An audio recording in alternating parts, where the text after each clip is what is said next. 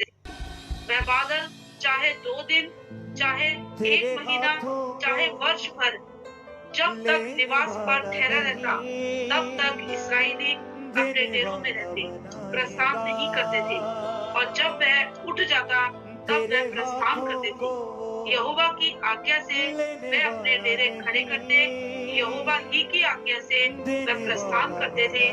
जो आज्ञा यहोवा मूसा के द्वारा देता था, उसको वह माना करते थे। ओह प्रेज लॉर्ड।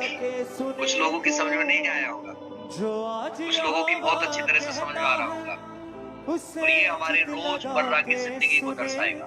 जो मैं अभी आपको पीछे बता रहा था ना कि परमेश्वर बात करेगा, यहाँ पर परमेश्वर, उस समय लोगों के पास बाइबल नहीं थी, उस समय लोगों के पास ये बाइंडिंग वाली पुस्तक नहीं थी, पूरी रीति से 66 पुस्तक जिसे हम बाइबल कहते हैं, वो नहीं था। पवित्र आत्मा की सामर्थ में परमेश्वर अपने आप को प्रेजेंट करते थे, अपने दास को दिखाते थे। और यहाँ पर तो बादल को हम देखने के लिए, और यहाँ पर मैं चाहूंगा एक बार और इसे पढ़ेंगे, ताकि थोड़ा सा और सबके समझ में आए, जो थोड़ा सुनने वाले। कोई पढ़ेगा हमारे बीच में से? आराम से पढ़िए। कोई जिसने अभी पढ़ा था वो पढ़ सकते, मनोज भाई ने पढ़ा था शायद, या राहुल भाई, या कोई भी पढ़ सकता है। धीरे धीरे पढ़ना।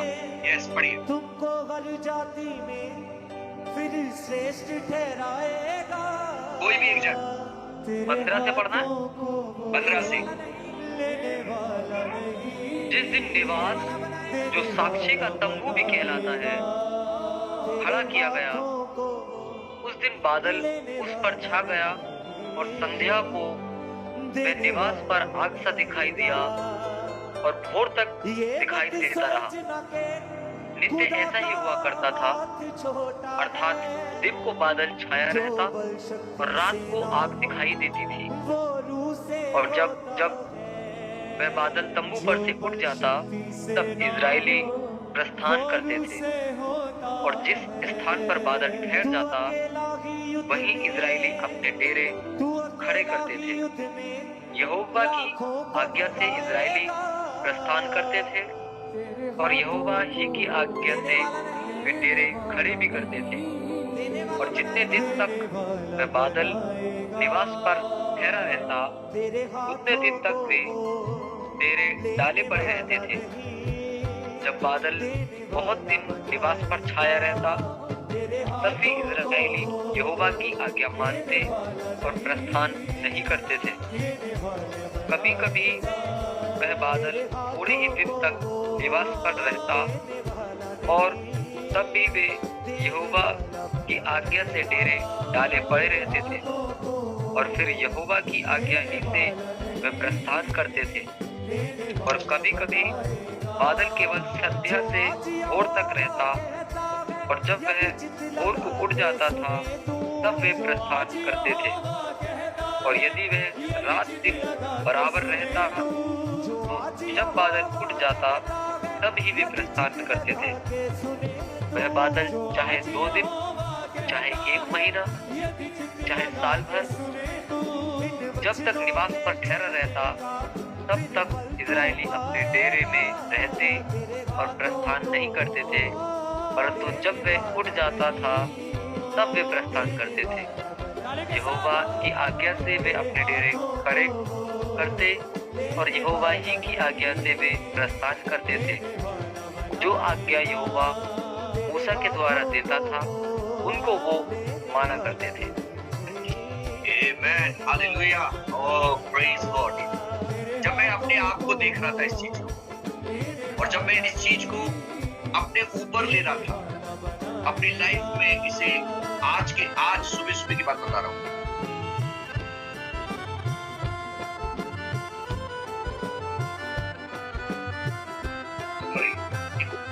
एक फोन आ गया था।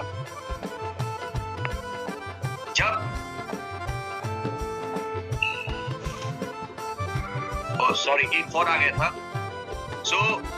जब मैं इसे अपने माइंड में, जब मैं अपने जीवन में इसे रिवील कर रहा था, ले रहा था, तो परमेश्वर मेरे ऊपर रिवील कर रहे थे कि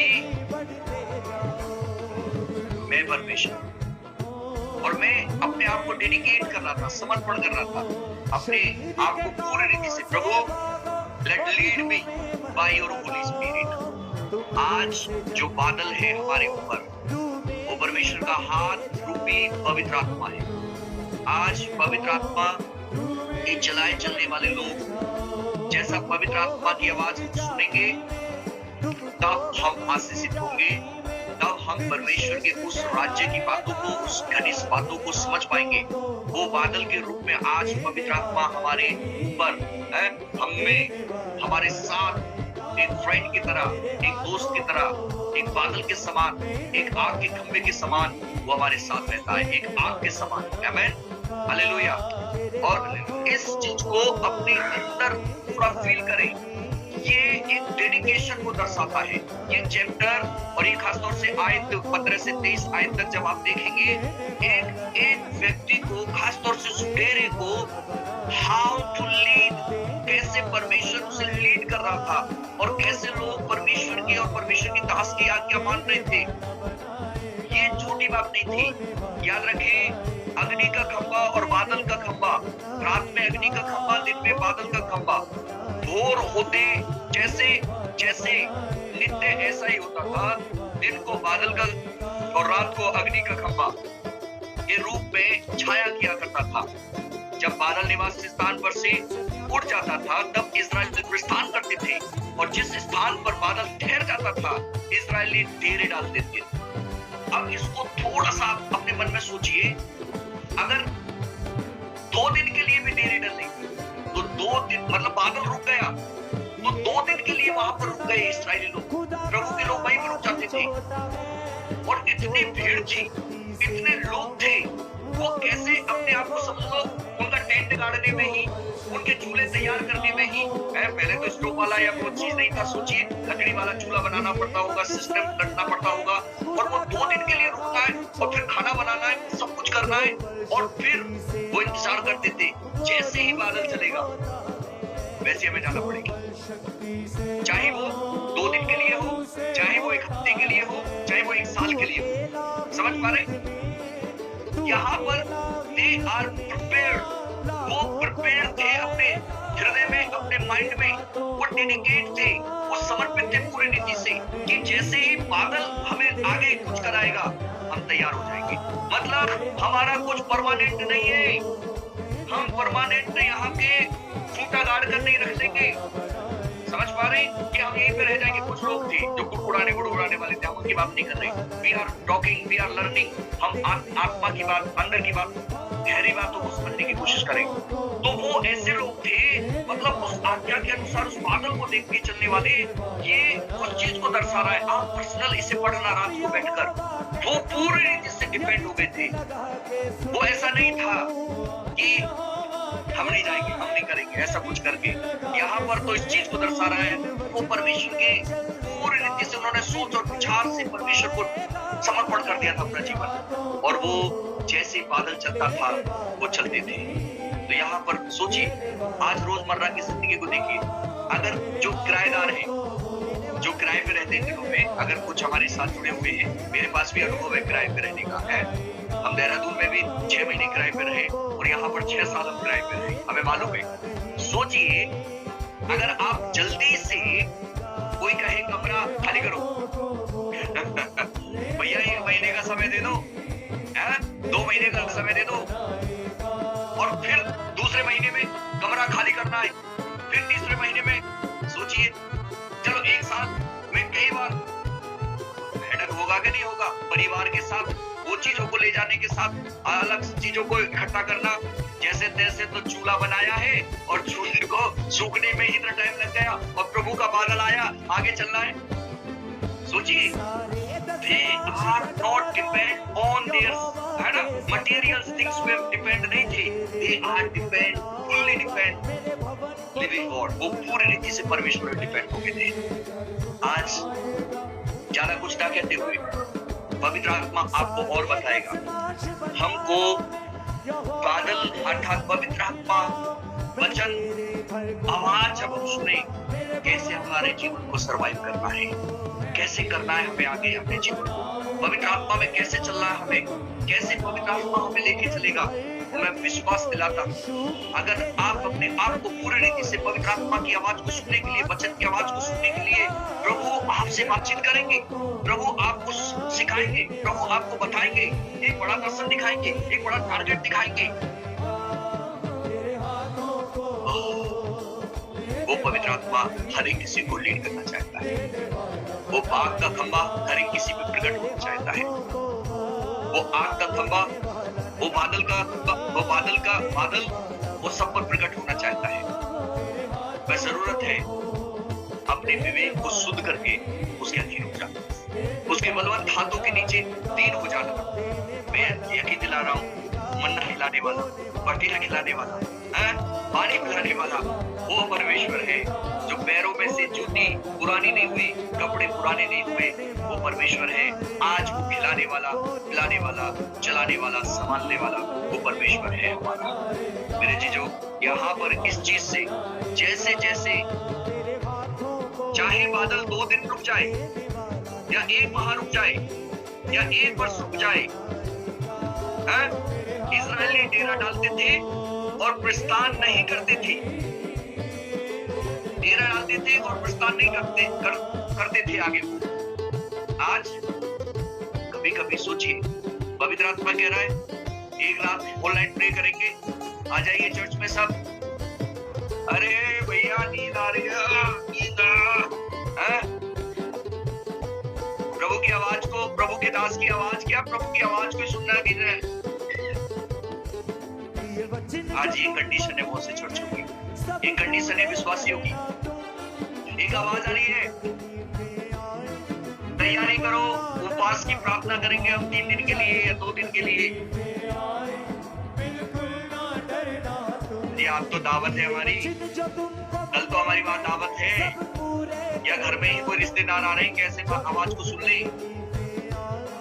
लेकिन धन्यवाद उन परिवारों के लिए जो वास्तव में चर्च की या बाइबल की या प्रभु के दास की या पवित्र आत्मा की आवाज को सुनकर सब कुछ उसके अधीन कर रहे हैं। हालेलुया। मेरे जीजो, इस चैप्टर से आप अपनी जिंदगी को तोलेंगे। क्या आप आत्मा की चलाई चल पा रहे?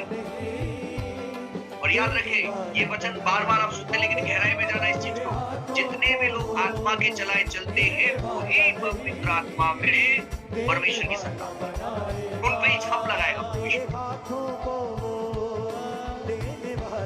आगे वाले पीछे और पीछे वाले आगे, ऐसे भी करेगा परमेश्वर। आज परमेश्वर चाहता है कि आप पूरी रीति से डेडिकेट हो जाए प्रभु का। आज उसकी आवाज को सुने, भारी ना लगे, कठोर ना करें अपने मन को, जैसे मरीवा में किया था, मस्सा के दिन में किया था, मनमानी कर रही। बादल के नीचे हो जाइए, बादल चल रहा है तो हम चले, नहीं चला तो रुके रहे।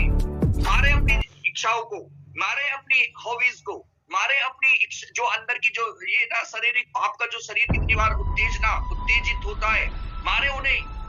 और ये मारना केवल पवित्र आत्मा की सामर्थ्य से ही है। Listen the voice of God. He will give you the good path. वो परमेश्वर आपको सही रास्ता, अच्छा रास्ता दिखाएगा। जिस रास्ते पे तुम्हें चलना है उसकी शिक्षा देगा, उस रास्ते पे लेके चलेगा जो आपके लिए मधुर है, उत्तम है। हो सकता है सकरा लगे आपको, कठिन लगे, लेकिन जीवन को लेके जाएगा, पवित्रता में लेके जाएगा, अनंतकाली जीवन में लेके जाएगा। आज अपने आप को प्रभु के हाथों में जब समर्पित करें, मेरे समर्पण करने पूरी रीति से अपनी इच्छा को मत चलाइए।